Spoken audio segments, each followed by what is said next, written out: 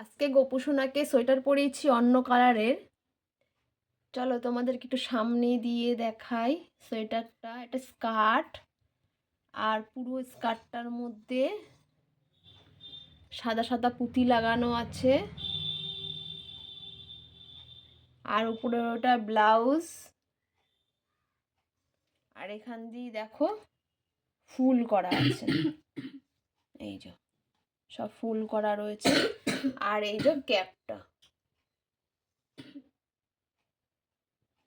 আর সব ঠাকুরকে আজকে সোয়েটার পরিয়ে দিয়েছি, তার কারণ ঠান্ডা পড়ে গেছে, ভালোই ঠান্ডা লাগছে। সবাইকেই গায়ে দিয়ে দিয়েছি সোয়েটার। আর গোপুসোনারটা কেমন লাগছে? গোপুসোনার সোয়েটারের কালারটা এমনই একটা কালার যে ফুলের সাথে মিশে গেছে, ফুলগুলো গাঁদা ফুলগুলো আর দেখা যাচ্ছে না।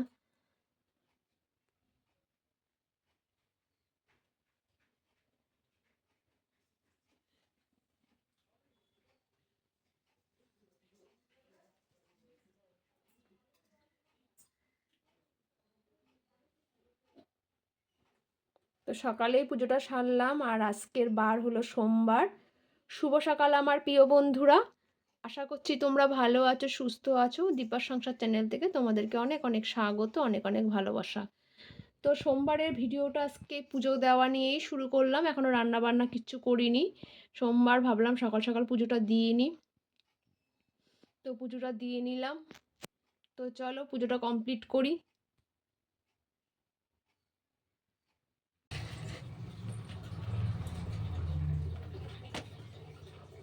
এগুলো হচ্ছে কুমড়ো ফুল। কুমড়ো ফুলগুলো কালকে এনে রেখেছিলাম। শীতকালে কিন্তু এই কুমড়ো ফুলের বড়া খেতে খুব ভালো লাগে, আর আজকে ওই বেসন দিয়েই ওটা করবো আজকে। তো চলো গিটটা খুলে নিয়েছি, আর এদিকে ওই যে ডাটাগুলো আছে সাইডে সেগুলো কেটে দেবো। কেটে একটু ভিতরটা পরিষ্কার করে নেব, যদি পোকা টোকা থাকে তো দেখে নিতে হবে। ভালো করে ধুয়ে বেসন গুলিয়ে মচমচো করে ভাজবো, খেতে দারুণ লাগবে গরম ভাতে। দেখো বেসন ভালো করে ফেটিয়ে নিয়েছি, আর ওদিকে ফুলগুলোকেও ভালো করে ধুয়ে নিয়েছি। ভালো করে মাখিয়ে অল্প করেই বেসন গুলেছি, কারণ আমার বেসন গুললে ফেলা যায় অনেক সময়, মানে আন্দাজটা ঠিক বুঝতে পারি না। তো আজকে অল্প করেই বেসন গুলেছি। তো দেখো প্রথমে যেগুলো দিয়েছিলাম সেগুলো ভাজা হয়ে গেছে, পরেরগুলো আবার এখন দেব।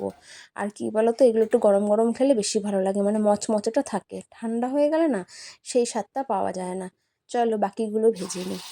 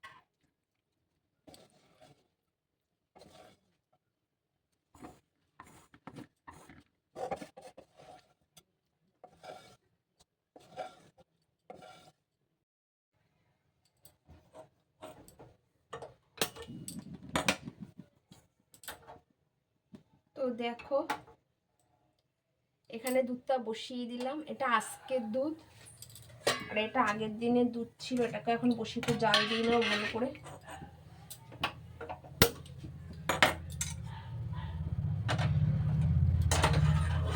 এই দুধটা ঘন হয়ে রয়েছে অনেকটা পরিমাণে, এটা আগের দিনের দুধটা জমে রয়েছে।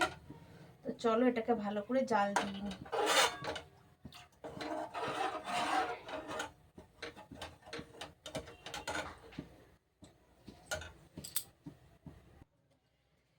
এই পুরোটা চিনিটা শেষ হয়ে গেছিলো, তো ভাবলাম চিনিটা একটু ঢেলে দিই। এখানে চিনি আছে অনেকটাই, এনে রেখে দিয়ে গেছিলো। তো চলো চিনিটা ঢেলে নিই। এখানে চিনিটা শেষ হয়ে গেছে, তো কফি বানাতে গেলে তো চিনি তো লাগবেই, তাই না? দেখো দুধটা জাল হয়ে গেছে ভালো করে। তো আমি এবার কিছুটা তুলে নেবো, এটা দিয়ে হাতটা দিয়ে তুলে নিই। এর মধ্যে সর লেগে গেছে, দেখো প্রচুর পরিমাণে সর লেগে গেছে।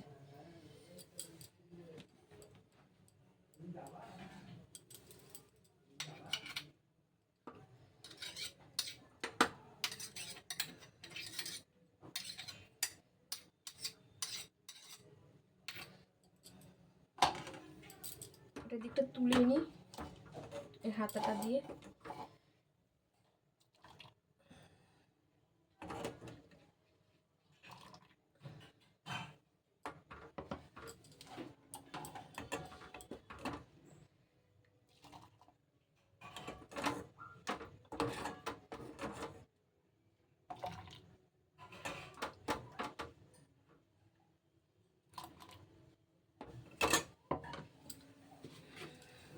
চলো এর মধ্যে আবার একটু আগে চিনিটা দিয়ে নিই।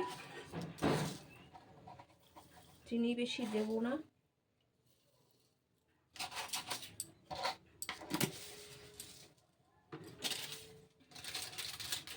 এবার দিয়ে দেবো কফিটা।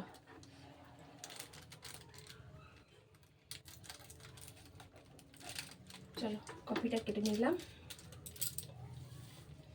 এর মধ্যে করে দিই সুবিধা হবে।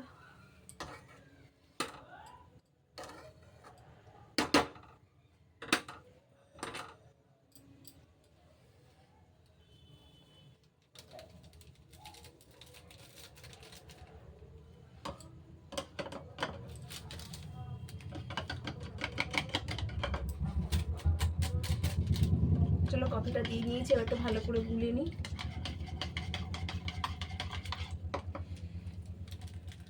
একটু দিয়ে দিই কফি।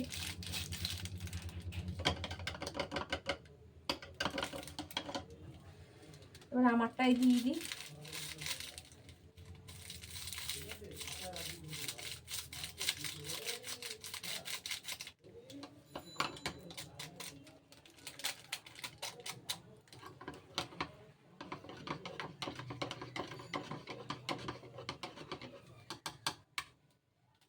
আমার একটু কফি বেশি লাগে, আমি একটু কফিটা একটু বেশি দিই।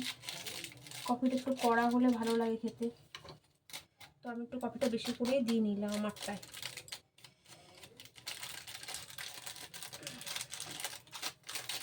এটা দিয়ে আর একদিন হয়ে যাবে, এটাতে যা আছে আর একদিন পুরোপুরি ভালোভাবে হয়ে যাবে।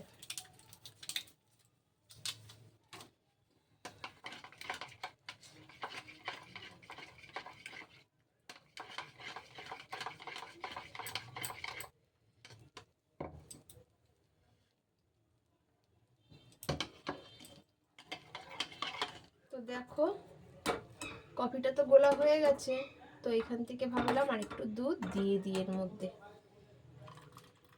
কারণ একটু গরম গরম হলে কফিটা খেতে ভালো লাগে, ওই জন্যই দুধটা ওভেনে আমি বসিয়ে রেখেছিলাম। দিয়ে দিলাম, আমি একটু নিয়ে নিই।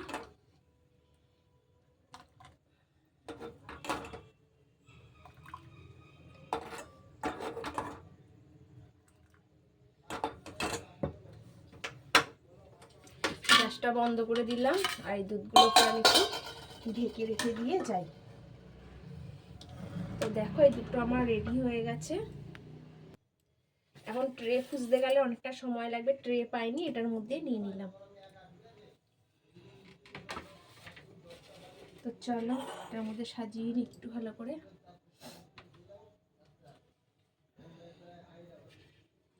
এই সাজিয়ে নিলাম। তো দেখতে পাচ্ছ কফিটা রেডি হয়ে গেছে, এই যে কফিটা। তো চলো এখন টিফিন করে নিই, মেয়েও খাবে আমিও খাবো, দুজনেই খাবো আমরা। তো বই নিয়ে বসেছে, ওকে দিয়ে দেবো, খেয়ে নিক, তারপরে আবার পড়া শুরু করবে। তারপর আমি আবার উলের কাজ নিয়ে বসবো, উলের কাজ করছিলাম কিছুটা, সেটা তোমাদেরকে দেখাবো। চলো কফি রেডি, কফি নিয়ে বসে পড়েছি, দেখতেই পাচ্ছ কফি নিয়ে বসে পড়েছি, আর ওখানে বিস্কুট বের করে নিচ্ছি।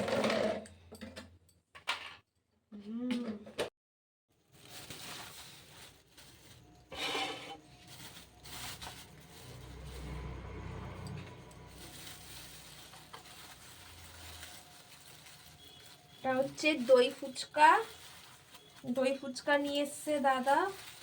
তো দেখো প্লেটের মধ্যে সাজাবো এবার এটাকে, প্লেটের মধ্যে সাজিয়ে নিয়ে এসি বুঝলি। তো প্লেটের মধ্যে সাজিয়ে নিচ্ছি।